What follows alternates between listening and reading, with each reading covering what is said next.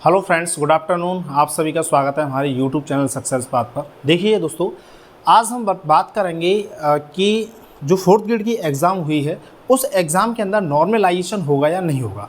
तो देखिए दोस्तों, मैं आपको बता दूं, जो बहुत सारे बच्चे इस बात को लेकर के कंफ्यूज हैं कि सर हमारा पेपर फर्स्ट शिफ्ट में था, कोई कह रहा है सर सेकंड शिफ्ट का बहुत ज़्यादा टफ था, कोई ये कह रहा सर थर्ड शिफ्ट का बहुत ज़्यादा टफ था, कोई कह रहा सर फोर्थ का तो और ही ज़्यादा टफ आया था, कोई कह रहा सर 5 का सरल था। कहने का मतलब है कि जो आप कह रहे हो कि शिफ्ट का पेपर कठिन था और कोई विद्यार्थी ये कह रहा है सर इस शिफ्ट के अकॉर्डिंग मेरे इतने नंबर आ रहे हैं तो मतलब नॉर्मलाइजेशन होगा, तो इस पर क्या इफेक्ट होगा, क्या इफेक्ट नहीं होगा। तो देखिए दोस्तों, पहले तो मैं आपको बता दूं, नॉर्मलाइजेशन तो खत्म हो चुका है। जो नॉर्मलाइजेशन की प्रक्रिया थी वो खत्म हो चुकी है। अब एक नई प्रक्रिया लागू की गई है। उस प्रक्रिया का नाम है इक्वी परसेंटाइल। इसका नाम है इक्वी परसेंटाइल फॉर्मूला। तो जो नॉर्मलाइजेशन था, पहले तरीके वाला नॉर्मलाइजेशन था, इसके बारे में थोड़ा बाद में बात करेंगे। अब वर्तमान के ऊपर बात करते हैं कि जो इक्वी परसेंटाइल फॉर्मूला किस तरीके से लागू होगा। तो देखिए, इक्वी परसेंटाइल फॉर्मूला मैं आपको बता दूं, 25 जुलाई 2025 के बाद जितनी भी RSMMB के थ्रू जो भी परीक्षा होने वाली हैं उन पर ये वाला फॉर्मूला लागू होगा। ये क्लियरली उन्होंने एक आदेश निकाला और आदेश के अंदर इस बात को लिख के भी दिया है कि इस तरीके से ये वाला फॉर्मूला लागू होगा और पहले वाला जो नॉर्मलाइजेशन का फॉर्मूला था वो वाला फॉर्मूला अब नहीं चलेगा। तो देखिए क्या है ये फॉर्मूला, इस बात को समझें। ये देखिए फॉर्मूला का सूत्र है। सूत्र कुछ इस तरीके से है, कुल छात्र माइनस मेरी रैंक अपॉन कुल छात्र माइनस 1 इंटू 100, इस तरीके से। ठीक है, चलो इस सूत्र के अंदर क्या है इस बात को समझते हैं कि फाइनली ये सूत्र हमसे कहना क्या चाहता है, क्या हमको बताना चाहता है। आप एक एग्जाम्पल से समझें और आपके लिए जो एग्जाम्पल मैं आपको जो दे रहा हूँ वो एग्जाम्पल वो जो फोर्थ ग्रेड की जो परीक्षा हुई है उसी से रिलेटेड करके मैं आपको एग्जाम्पल दे रहा हूँ। आप समझिए, जैसे आपकी जो टोटल वैकेंसीज आई थी, वैकेंसी थी आपकी कितनी है, 54,000 आपकी वैकेंसी आई है।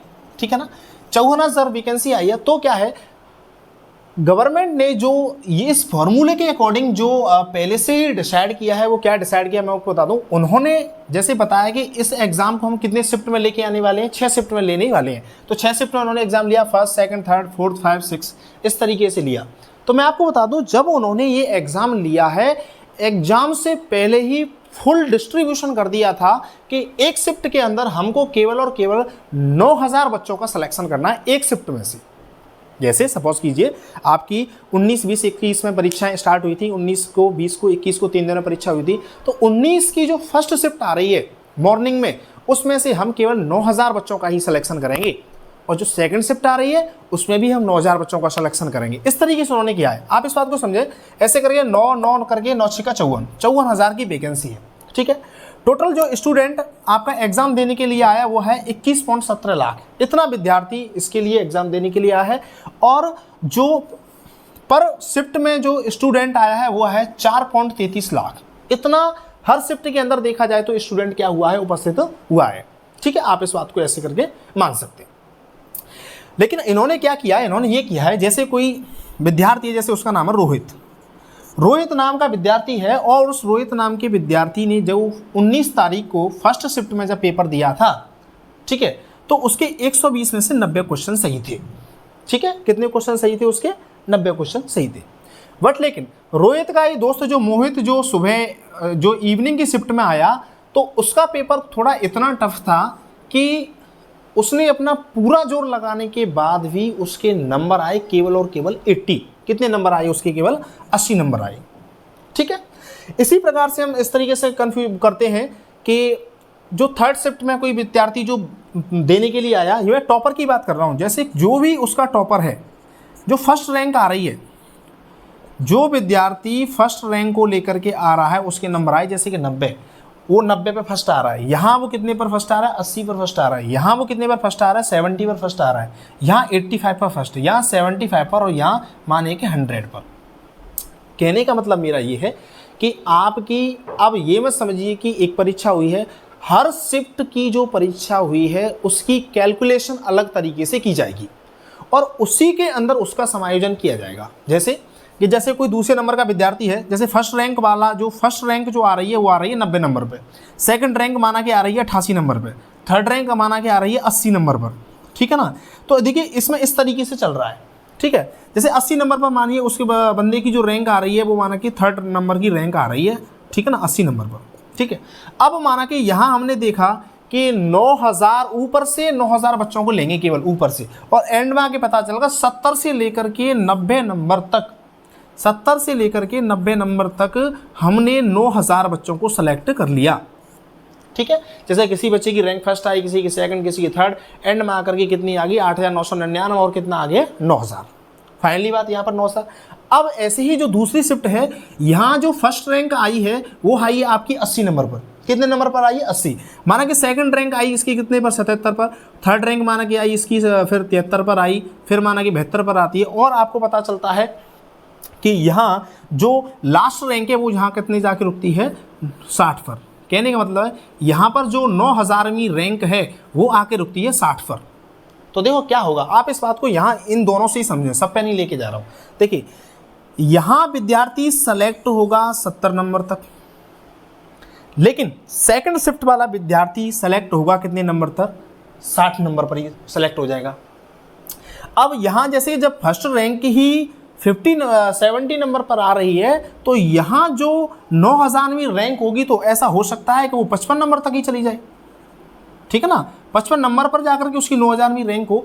तो अब जो डिवाइडेशन किया गया वो ये है कि जैसे कि किसी सेट में पेपर हुआ 9000 लोगों का, 9000 को ऊपर से देखा जाएगा इसमें कितने बच्चे पास हुए हैं, और ऊपर से 9000 बच्चों को उठा लिया जाएगा, ठीक है। तो पहले जो लफड़ा था, लफड़ा पहला क्या था, जो नॉर्मलाइजेशन वाला लफड़ा ये था कि जैसे किसी बच्चे के आए फर्स्ट शिफ्ट में 80 और सेकंड शिफ्ट वाले के कितने आए 70, ठीक है। तो ये लफड़ा होता था पहले नॉर्मलाइजेशन में कि जब नॉर्मलाइजेशन किया जाता था तो ये कह दिया जाता था कि जो पहली वाला शिफ्ट का जो पेपर था वो आया था सरल, इसीलिए भैया आपके नंबर कितने आ गए थे 80। अब आपको क्या करना होगा, अब आपके नंबर में से हम 5 नंबर कम करेंगे और इसको हम घर बैठे 5 नंबर दे देंगे। अब 75 नंबर का सिस्टम हो गया, अब तुम दोनों लोग बराबर हो, ठीक है ना। अब इस तरीके से नहीं होगा, क्योंकि अब जो ये जो फॉर्मूला था इसमें क्या है, बड़ा लॉस हो जाता था कि देख जैसे कि आप कह रहे हो सरल पेपर है, हमने तो आपसे कहा नहीं कि आप सरल पेपर पूछिए भाई, आपने बोला क्या, हमने किसी संस्था से बोला गया कि आप हमारा पेपर सरल ले लीजिए, हमने तो नहीं बोला। अब तुम हमसे केवल छोटे मोटे से क्वेश्चन पूछ लो तो हमारे 80 क्वेश्चन सही आ गए, अब तुमने थोड़ा सा टफ डाल दिया तो उसके 75 क्वेश्चन सही आ गए। अरे हम तो हमसे यदि पेपर करवाते तो हम तो 75 वाला भी देने को तैयार थे। यहाँ पे क्या लॉस हो जाता है, जैसे कि किसी विद्यार्थी की जैसे तीसरी शिफ्ट हुई, तीसरी शिफ्ट में माना कि उसके 60 नंबर आ रहे हैं, तो 60 नंबर वाले को उल्टे करके 15 नंबर दिए जाएंगे भाई, कि या इसको दिया कि भाई आपका बहुत ज़्यादा कठिन था तो आपको 20 नंबर मिलते हैं, तो आपके नंबर कितने हो गए 80 नंबर हो गए। अब ये बच्चा 75 भी लेके आया, ये 75 लेके आया, और जो 60 लेके आया था उसके नंबर कितने हो गए 80 हो गए। तो इस नॉर्मलाइजेशन से बहुत बड़ी दिक्कत थी, और क्या था कि नॉर्मलाइजेशन से जो बच्चे थे जो एग्ज़ाम दे के आते थे, जिनकी अच्छी परफॉर्मेंस होती थी, जिनके अच्छे नंबर आते थे, उनके लिए लॉस हो जाता था। बट लेकिन अब जो इक्वी परसेंटाइल जो फॉर्मूला है इसमें ये होगा कि आपको इक्वली डिवाइड कर लिया जाएगा, ठीक है। तो जैसे कोई विद्यार्थी मेरे लिए कई सालों के मैसेज आए कि सर मेरे इस शिफ्ट में इतने नंबर बन रहे हैं, कोई बोल रहा है सर मेरे सेकंड शिफ्ट में मेरे नंबर या थर्ड शिफ्ट में नंबर मेरे 75 बन रहे हैं, सर मेरा हो जाएगा क्या। तो मैं आपको बता दूं, जिस शिफ्ट का पेपर यदि टफ आया है तो आप चिंता ना करें, टफ आया है तो उस शिफ्ट में से 9000 बच्चों को सेलेक्ट किया जाएगा, ठीक है। इस बात को आप क्लियरली समझ लें। यदि किसी का बहुत ज़्यादा सरल आया है तब भी वहाँ से 9000 बच्चों को ही सिलेक्ट किया जाएगा। तो बात ऐसी है कि ये जो वैकेंसी देखा जाए तो 54,000 की थी, लेकिन जो विद्यार्थी पेपर देने के लिए गया है उसके लिए वैकेंसी केवल और केवल, मानिए केवल और केवल 9000 की थी।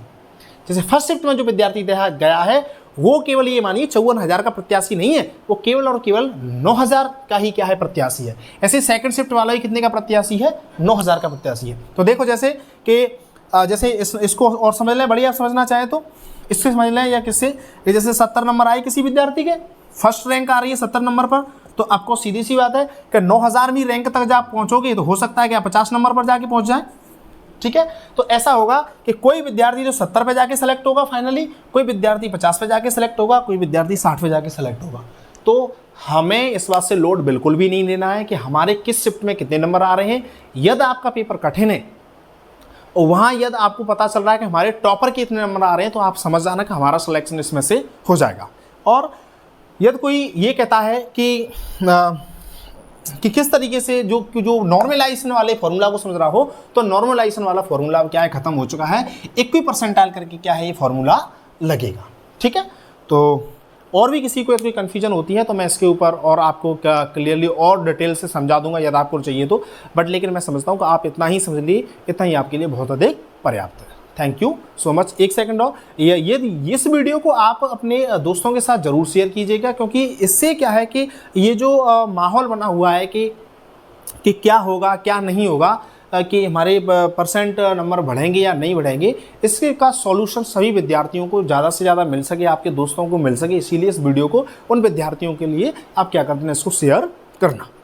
ठीक है, तो मिलते हैं किसी और एक नेक्स्ट वीडियो के अंतर्गत। Thank you so much.